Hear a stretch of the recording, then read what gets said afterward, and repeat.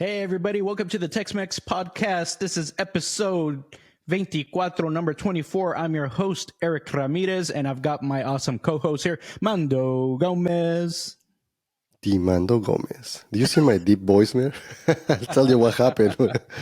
You got the sniffles here or what? What's going on? See, man, it's like, let's continue and we'll jump in. All right. Well, let's get into it. Let's go. Dale. Dale.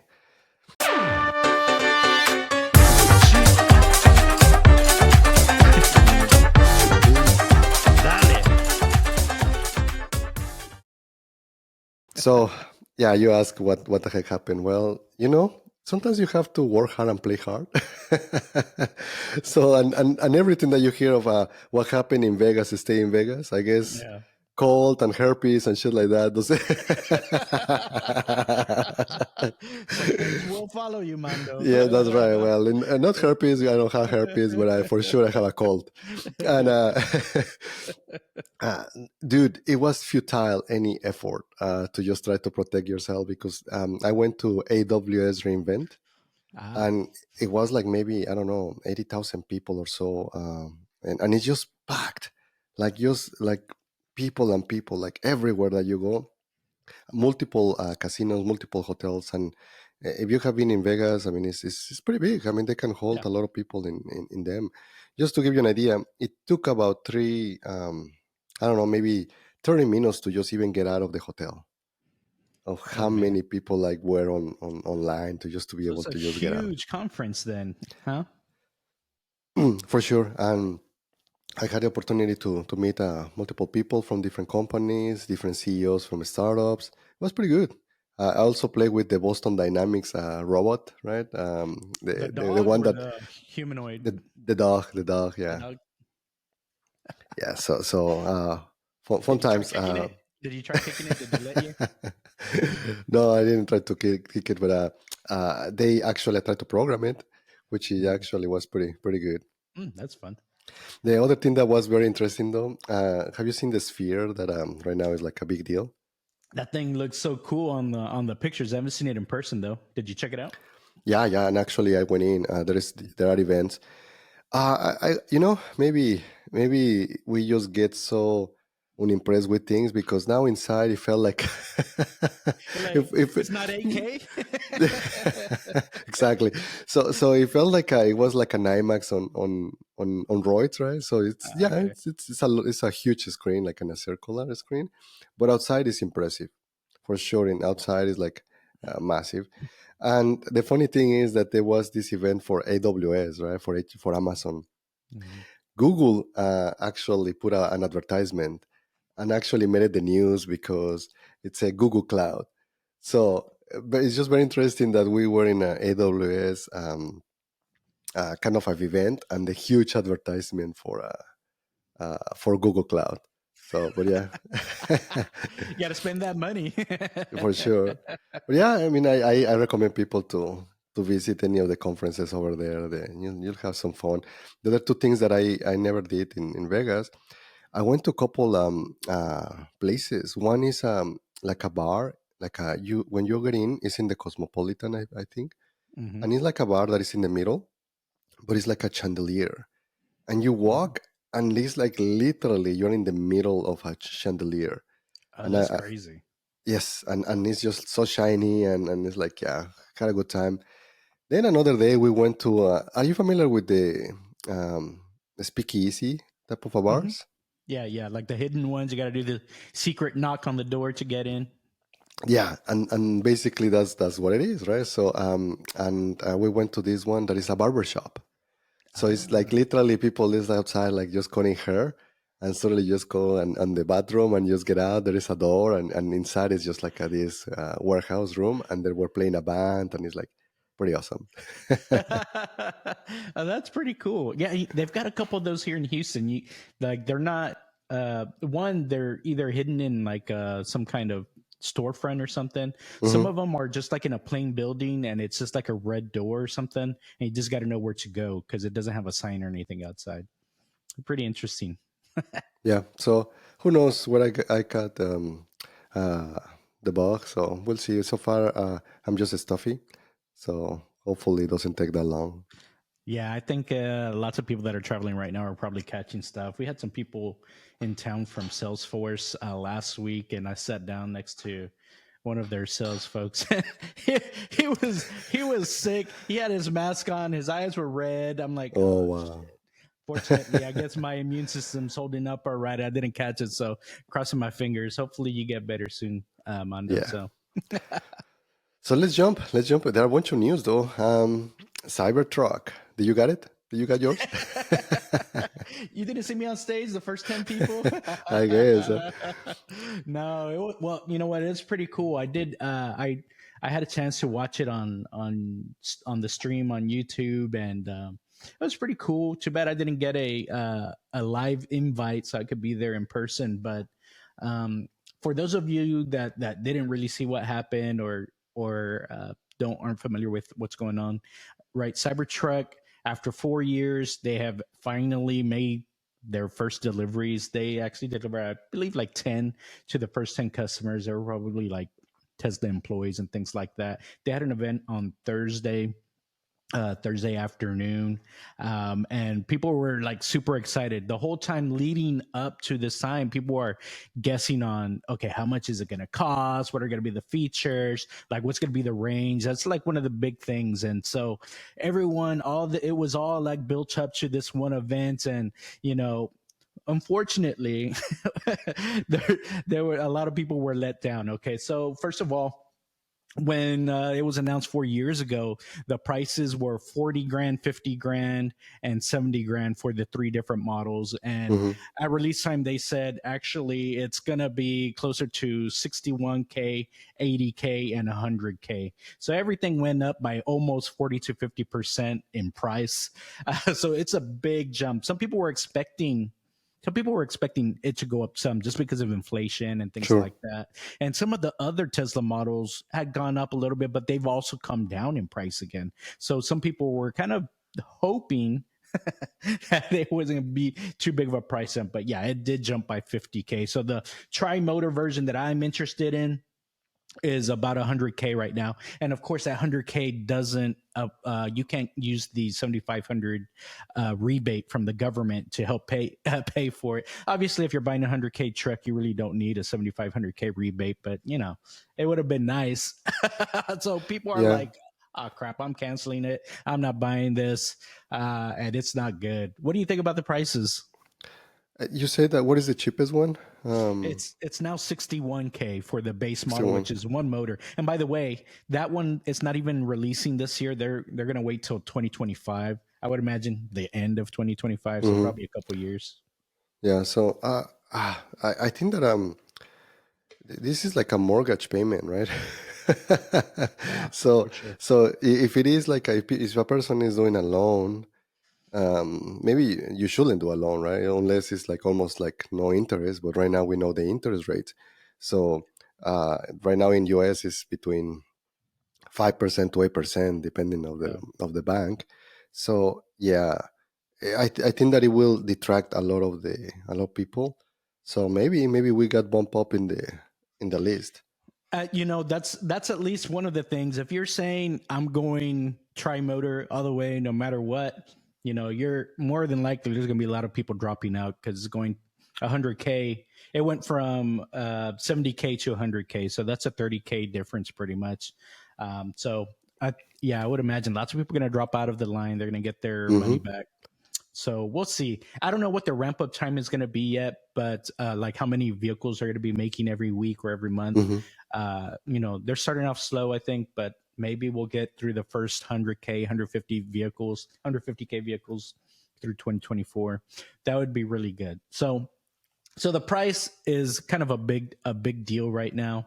But another hit was the actual range of the trucks. Now, Hmm. they did surprise us with one thing on the range. The range, they said you can add an extra battery and that'll give you like an extra 120, 140 miles of range. So that's kind of Mm. interesting, but all the ranges they're okay, but they're not great. So like for the dual motor, which is like the middle one, that's equivalent to maybe our Model Y long range that we have today. It's going to be like 340 miles of range.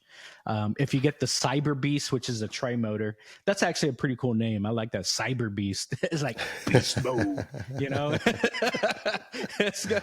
That's pretty cool. And you drop down a little bit, you get 320 miles of range. But they have this add-on, which they haven't really released so many details, where you can add an extra battery, and you get an extra 120, 140 miles of range, and that gets you at least into the 400. So if you are going to tow something, like if you're going to tow a boat or you're going to tow some jet skis, something like that, that'll give you a little bit of extra peace of mind of having that extra battery. Because right now, we don't exactly know how well or how bad those batteries are going to do while you're towing.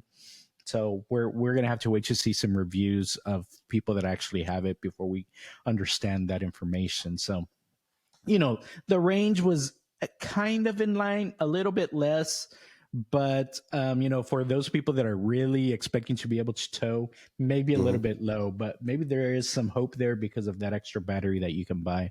And I can actually see like a business model show up with these. Like if someone buys a bunch of these extra batteries, you can start loaning them out for people that are planning on doing a trip or something like that.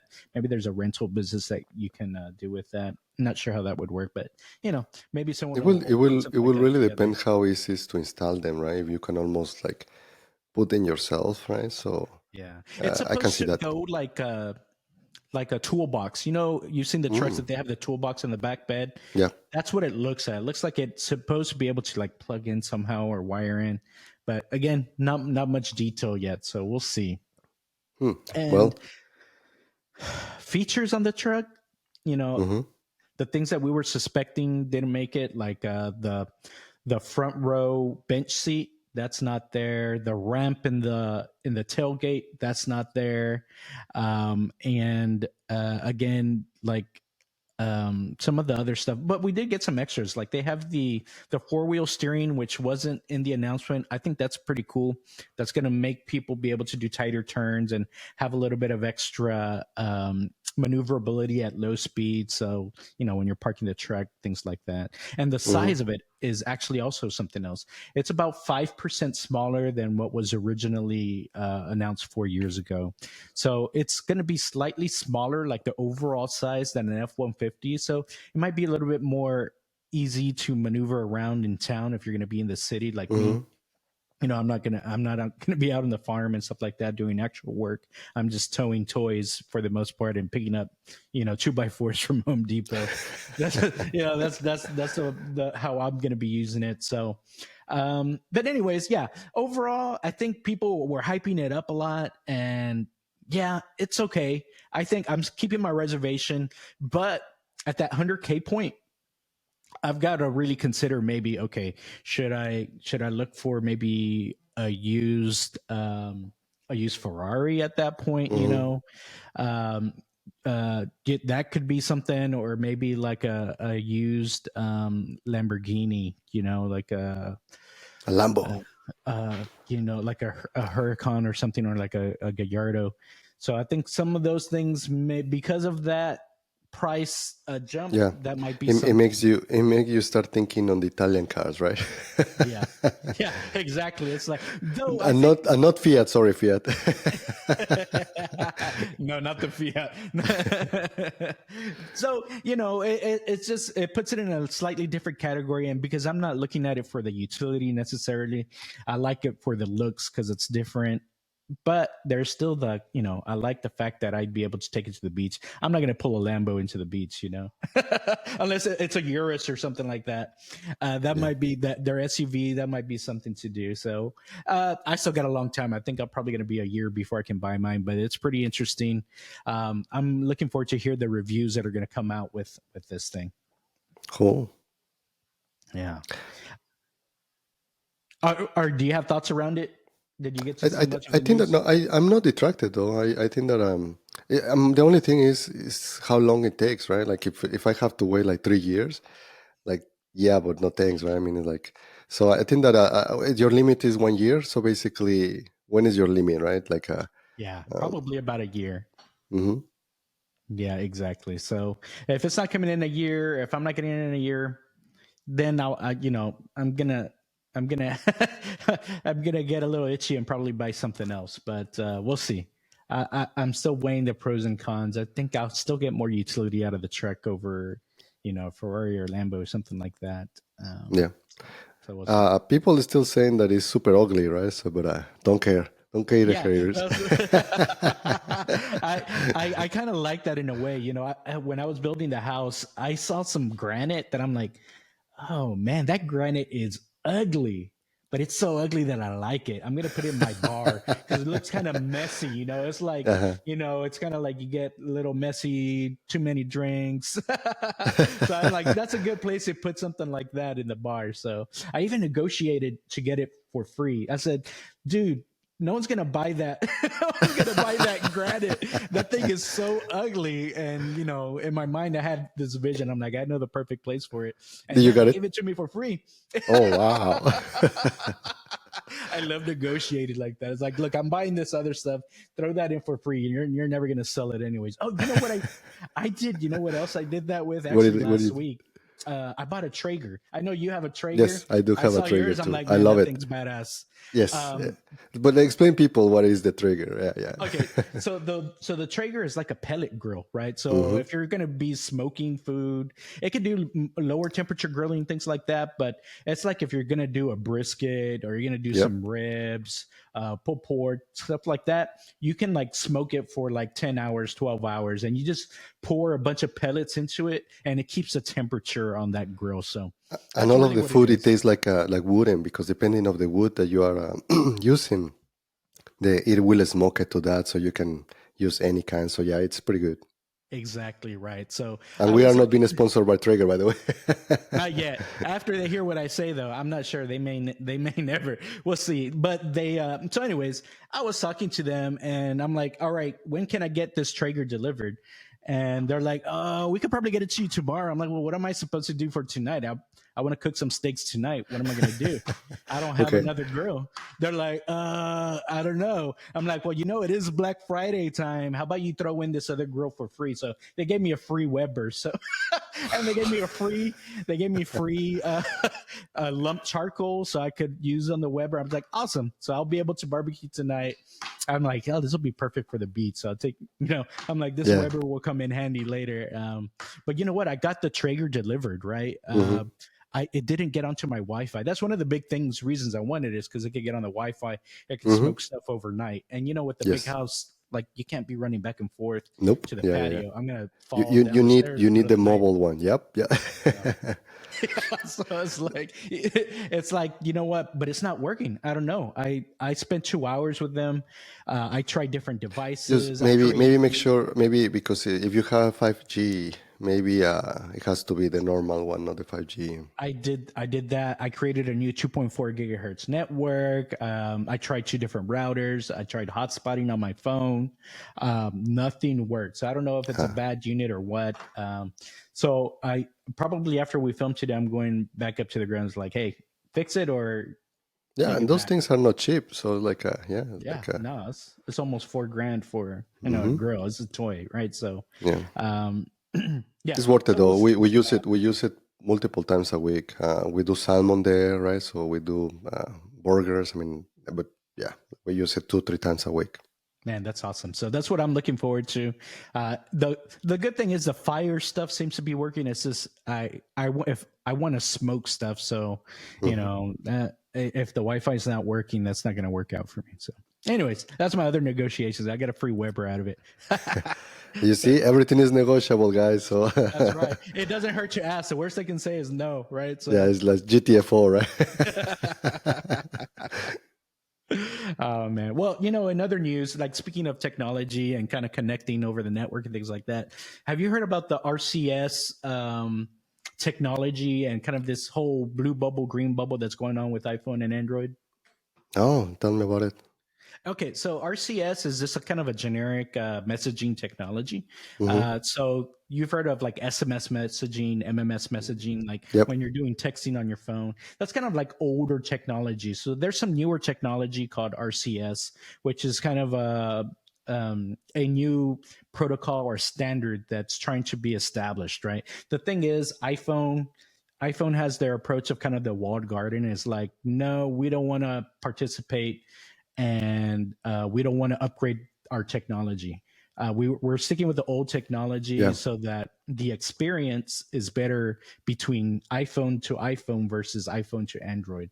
And so this has cropped up the whole blue bubble, green bubble. So whenever there's like group text and things like that, I'm sure y'all always see some people, if you're on an iPhone, there's a blue bubble versus a green bubble. Green bubble is going to be an Android phone, blue bubble is an iPhone.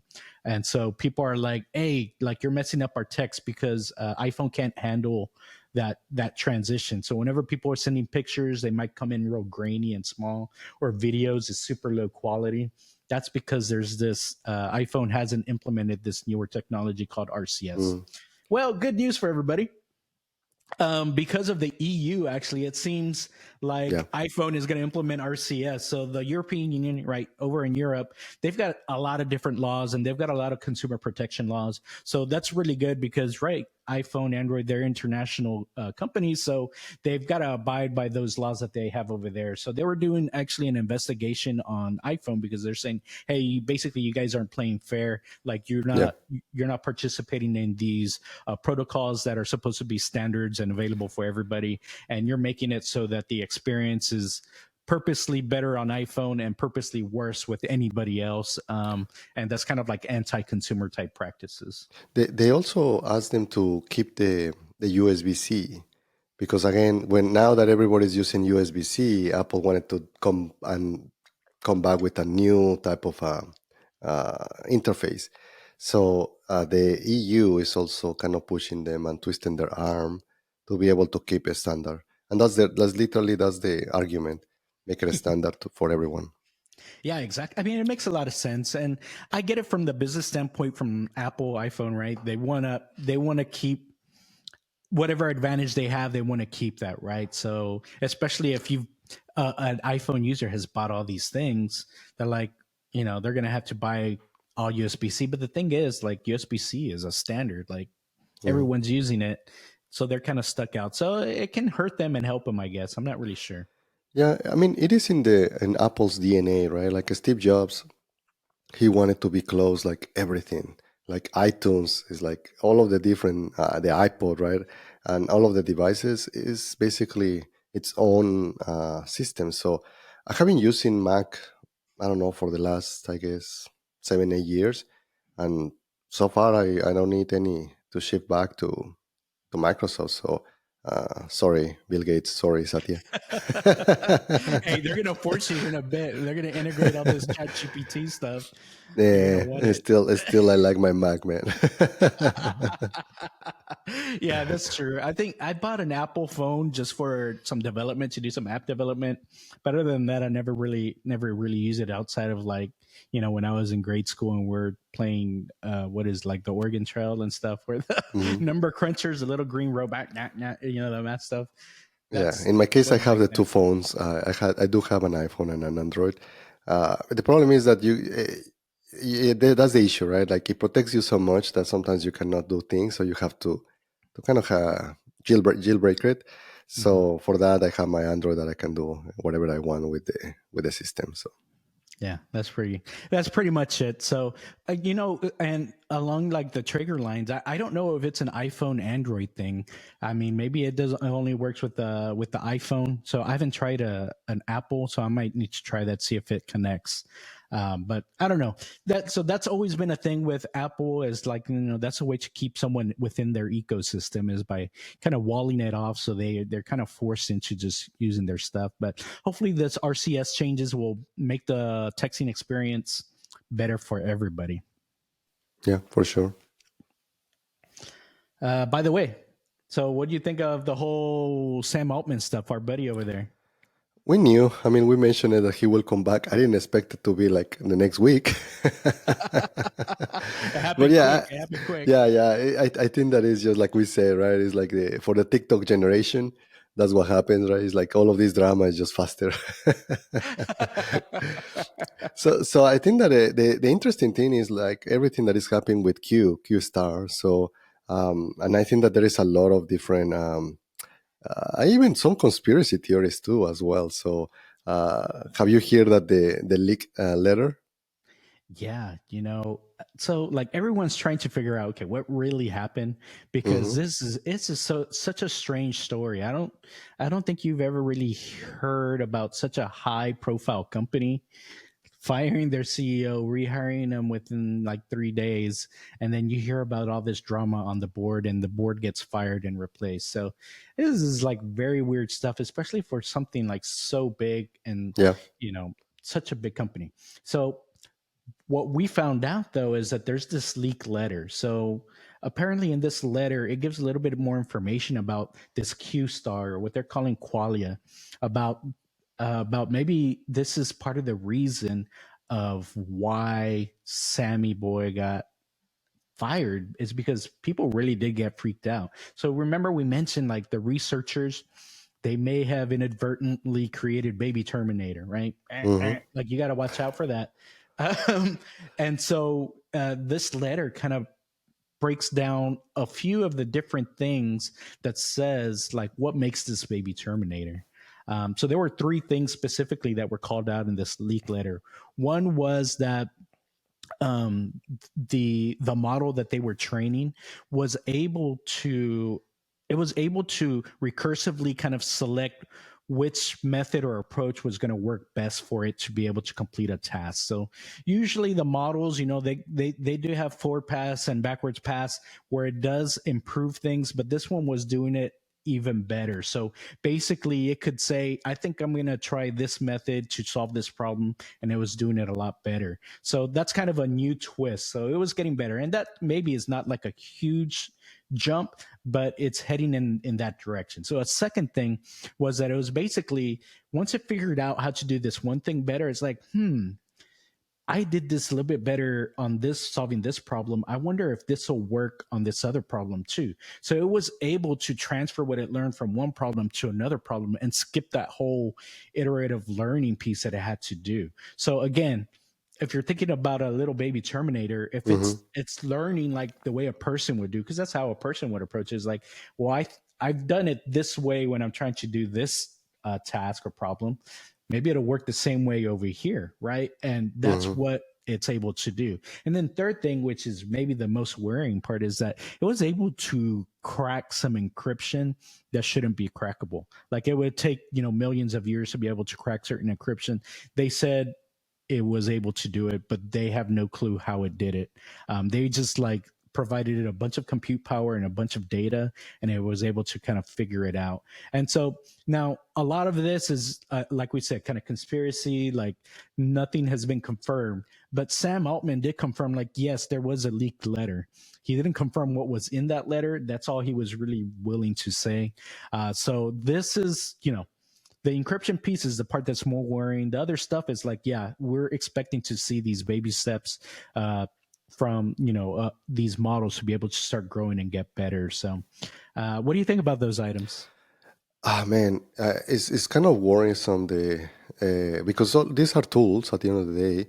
Mhm. So hackers can use these tools too if they're in their disposal. They can create different programs. They can break code. They can use it to hack, right? To be able to get your data. And talking about that, one of the companies that just got hacked, it was 23andMe. Mhm. And crap, it's like I think that you and me, we have for sure. I know that I have my accounts. Like crap. You're gonna have baby Eric and baby Mondo Terminators running around here pretty soon. I guess it's like which is like man, like all data, and it was like a 14,000 people that they got their data. It's about 0.1% of their customer base. Mhm. So I think that that's what is going to happen. It's going to be harder to catch these people because the technology is going to allow them to crack and try to be more savvy about it. So it's going to be very interesting how it's going to turn out the next 5 to 10 years. Yeah, and 23andMe, I think they've been hacked before. I'm not sure exactly to what extent this last one was. Is like, did they get actual DNA of people, or are we talking about like emails and usernames and stuff like that? Hard to tell, but in some case, you might be wondering why they want that data, right? What do you think that? Do you think that they want that data? Well, okay. So one, being in healthcare, I understand that there's a lot of HIPAA Hmm. requirements there. Like, if someone has access to like your healthcare history, if that data gets to, let's say, like an insurance company, they might like not, they might refuse to insure you, you know, pre-existing conditions and stuff like that. The thing is, like, a lot of the data that's in the genome and things like that, it doesn't mean that you are going to get something, like you are going to be sick. It's more like probabilities of you It's having a probability. certain condition, right? Now, in some cases, it is pretty high probabilities. Like you've seen the breast cancer gene and things like that. Those are really, really high probabilities. But there's other things that are pretty low probabilities. So, you know, if they get that information and it gets to the wrong hands, yeah, like insurance companies, things like that, that could be bad. I don't know if they're trying to clone people or things like that, if that's what they're getting towards, but really data is data, right? You Yeah. don't really know what the future holds or how it can be used, but maybe ChatGPT will be able, maybe Terminator will figure And out I think that that's something what to I use was it with. thinking. I was thinking for algorithms. So Mm, basically, if you have a lot of information about people, then you can use maybe some AI, right? Some chat GPT, and you can try to figure out. So and this is just for, I guess, corporate espionage, right? Like mhm. another company, you mentioned the one for insurance. I can see maybe another laboratory paying other guys to be able um, to create an algorithm based on that data. So yeah, it's very useful because it's a very hard and expensive data to get. So 23andMe has spent tens of thousands of developer hours, and plus of that, the time to be able to have the people. So it's many years of work. Yeah, they've been around for what, at least 10, 15 years, Hmm. 23 on me, at least that we know. It was probably from the early 2000s. So, yeah, that's very, very interesting. But, you know, obviously the brain or the model is one step for, like, you know, the future where we've got, you know, these large language models being able to think and talk like humans, but they still need a body. Maybe that's what that's what people are going to end up doing. I mean, we did hear about this other startup about the 3D printed bodies. What do you know about that? Man, it's like it's some technologies you see basically coming up. They are very hot, and sometimes you see it on the stock market, uh, like, oh, 3D printing. You know, like the stocks, they just go bananas in price, and Hmm. suddenly they just fade out. So you hear them maybe, I don't know, 5, 10 years ago that they were building even houses with 3D printing, like with the concrete. Still And doing it, I again, think. Hmm. it fizzled a little bit away, you know, like you don't see them like everywhere, right? It's like only kind of here and there. So, but yeah, this startup started to create like different like body parts. In this case, they tried to do a hand Hmm. with ligaments and tendons, and that's pretty cool, man. That's pretty cool.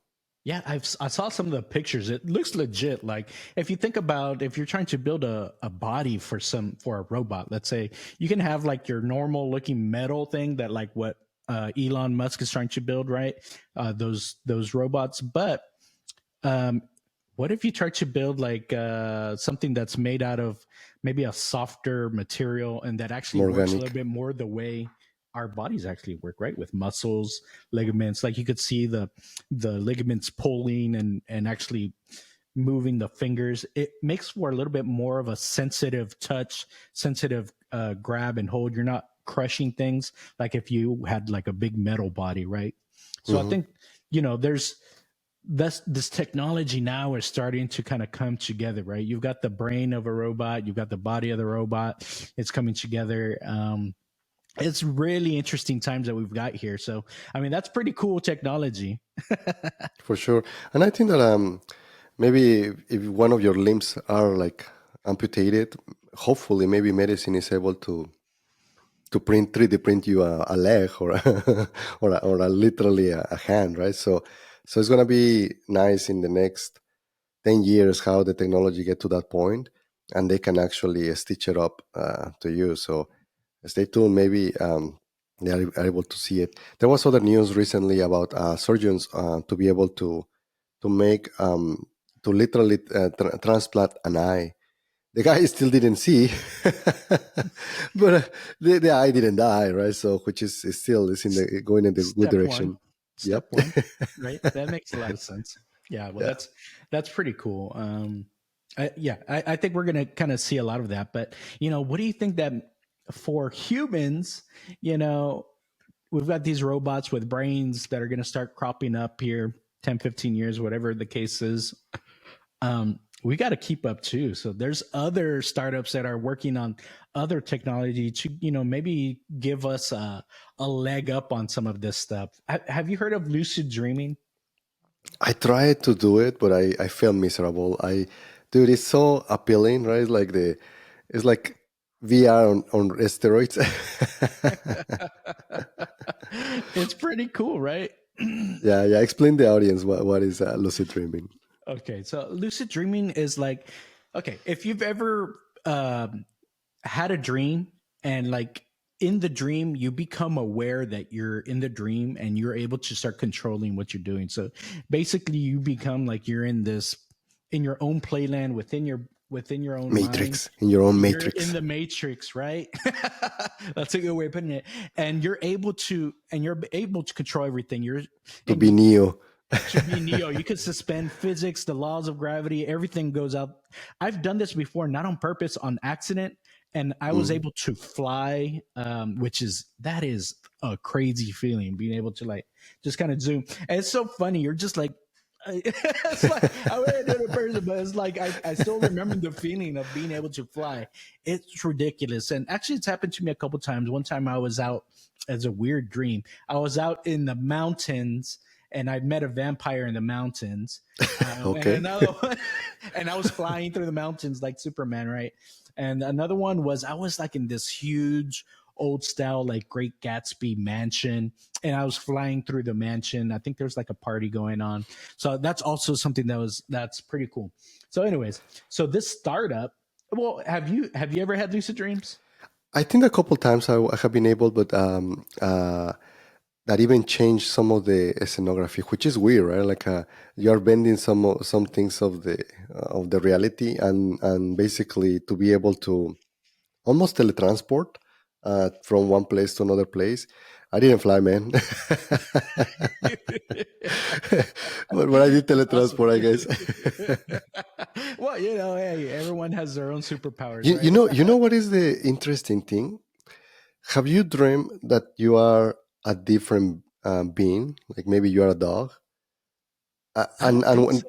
Mhm. which is weird, right? Like if you, in theory, you're supposed to have all of them at your mind. Your subconscious, you're still you, which is Mhm. that's a very weird thing that you are not able to dream that you are something that you are not, which is very interesting. Like why you are not like a dog or a cat or like any other like entity, right? So That's true. usually you are you, and you are like literally almost in a human form. I have never heard anyone saying that they in their dream they are something else that they are not. Have you seen that movie?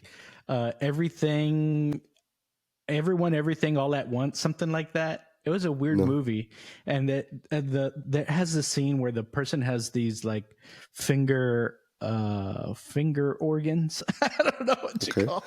Anyways, in that movie, it was like the premise of the movie, it's kind of multi-dimensional.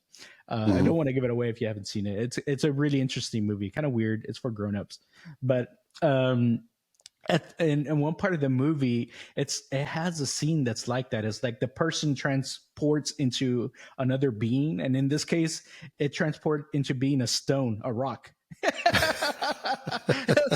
like the rock or Like they're a rock on a cliff, and there's two rocks kind of talking to each other. It's kind of like, yeah, that would not be a cool life to be a rock, I don't think so.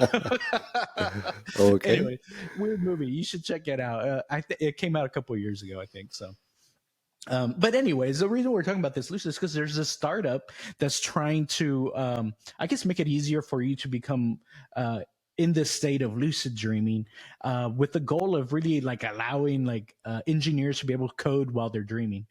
Oh wow. Have you ever had that experience where you're trying to solve a problem and you solve it in your sleep or in your That dream one for before you sure is know it? like you wake up and suddenly you have the answer, right? So you're still kind of thinking on the problem and you resolve it.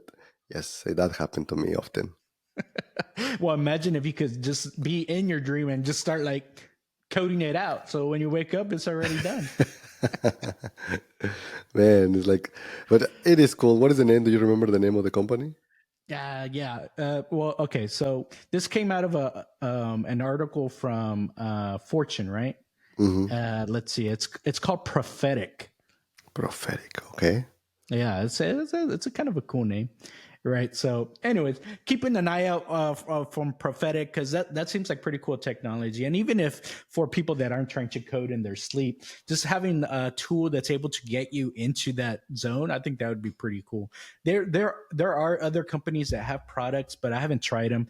They have some lights that kind of like slightly wake you up, and it gets you in the right zone of sleep. I don't think it's REM sleep. It's probably a different zone, but you've got to be in the right zone, and you basically wake up, but you're still asleep. It could be sound scary a little bit because I know some people experience that where they're frozen, or Hmm. they're like trapped in their body while they're asleep, but they're awake. That probably is not a cool thing to experience, but I don't know. Pretty interesting technology still, anyways. But whatever we can do to keep up with our large language model, ChatGPT, AI competition that's coming up, because we're gonna, they're gonna try. Eventually they're gonna be able to do everything we can. So we need every advantage that we can get. Yeah, for sure. Well, I think that's all we got for today. Y'all remember to like, subscribe, and comment. I think we get a